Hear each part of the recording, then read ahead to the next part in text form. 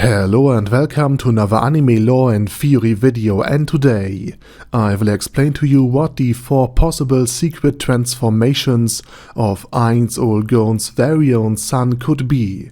But before we are going to take a closer look at all of this, let me quickly thank my Patreons for supporting this channel and say thanks to all users of the YouTube thanks function for making one-time donations. And with that said, let's dive into the topic at hand.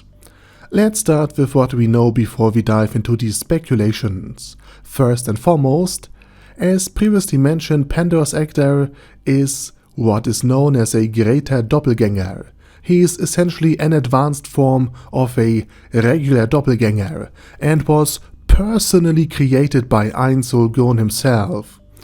And according to Ainz Ooal's initial opinion, Pandoras Actor was quite cool in design, equipment and behavior, with many fantastic and awesome characteristics. And he had an awe-inspiring personality. But of course Ainz Ooal found all of this a bit embarrassing more than a decade later. Fun fact: Megumin and Pandoras Actor got very well along in the Isekai Quartet spin-off, suggesting that at least in the extended universe, Pandoras Actor is already confirmed crazy. Okay, jokes aside, let's get to the actual function of the Area Guardian of the Treasury, aside from just managing and maintaining items. The level 100 NPC wasn't created just because Ainz needed a treasurer, or wanted to contribute something more directly to the guild. It was because Pandoras Actor was meant to be the embodiment of Ainz Ooal's innermost feelings of love, enjoyment and belonging, and the embodiment of and representation for the entire guild, not only in a symbolic way, but also in a very physical sense.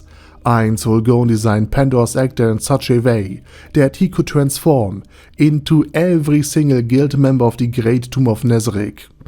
And here I might need to explain what transform even means, because Pandoras Actor can also imitate any living being. In other words, he can take on the outward characteristics, appearances, and clothing of people. This ability is unlimited. Pandoras Actor can imitate animals or other people as much and as many times he feels like it. However, he cannot imitate their abilities, their skills and spells, or any other unique attributes by changing his form. He's just changing his outward appearance. A true transformation into a character is something entirely different. When he transforms into someone like Ainz Ooal, he becomes a clone, a copy of him, that is 20% weaker than the original. This means he can do everything Ainz can do, and even transform into Momon, because that is something Ainz can also do as well, thanks to the Perfect Warrior spell. This transformation can only be chosen and set permanently once per level, because it's so powerful. This means that in Pandora's character build, at least 41 levels must be allocated to his specific heteromorph level in order to get the 41 slots required to transform 41 times into the 41 beings of the Great Tomb of Nezarec. And we know about his basic class and advanced class, but we have no idea about his elite class and any other levels in his doppelganger species, meaning something akin to the Eclipse class, for example, that Ainz Ooal holds. However, with the additional 20 levels that are confirmed to be invested, we have a total of 45 levels, 41 of which we are known are allocated to the guild members. So the question arises, what are the other 4 levels for? And to what, or rather to whom, can Pandoras Actor transform with them? This is, as you might have noticed, the speculative part of this video, and the first conclusion and possible outcome of my little thinking is that these levels are still open. In this case, Pandoras Actor can choose to transform into 4 additional beings permanently. And this even is relatively useful in the new world. If Pandoras Actor can copy Platinum Dragonlord, Cure Elim Los Malvar, or other dragons who can utilize wild magic, the original magic of the new world, albeit with a 20% strength malice, then the guild would have the opportunity of harnessing this wild magic, an magical art form that not even Ainz Ooal has a hint of understanding, much less being able to use. So even this possibility offers a significant potential plot twist and story arc for the story. But let's assume for a moment that all 4 additional transformations have already been chosen. In that case, what beings are likely candidates? Well, I think of one of the most probable candidates would be Akemi, the sister of Yamaiko, the creator of Yuri Alpha, Decrement and Increment. Fun fact, Yuri Alpha also inherited her interest in teaching and education from Yamaiko as well, since she was a teacher. As NPCs tend to incorporate aspects of their creator's personality and their hobbies and their interests into their very own, since there was still a bit of room in Yuri Alpha's backstory for all of this. And the reason Akemi's sister was not part of Ainz Ooal was quite simple. She had chosen to play as an elf, and since the guild Ainz Ooal consisted only of heteromorphic beings, and only other heteromorphs were allowed to join, Akemi couldn't become a member. However, she was a well-received guest. And one possibility to sort of put her still in the guild was her being memorized and then transformed into by Pandoras Actor. And if Pandoras Actor can transform into this elven form, he actually might be recognized in the new world, especially by Rufus, the first servant of Sorshana. Rufus is likely one of the very few beings who saw all 6 players of the Theocracy alive 600 years ago when they arrived in the new world, because he was shortly created after by Sorshana. So if Akemi happens to be one of the 6 players that have actually founded the Theocracy of Slain, it's one of the very few opportunities for the Theocracy to survive beyond the events of Overlord's 17th volume, since it was revealed in volume 16 to Ainz that the Slain Theocracy, or rather its Black Scripture, an elite Black Orb unit, was behind the attack on Sheltier and her mind control, hence why Ainz Ooal personally was ready to launch a war of annihilation against Slain. But if Akemi was a leader of the Theocracy and played a role in building it, I believe that the war could still be averted. An alternative perspective into all of this is that Akemi actually played a male elf, who may have turned out to be the father of the current elf king, Decam Hugin. This theory is still up in the air and not really likely, but I just want to say that it's still a possibility. So anyway, that covers the first candidate I consider likely.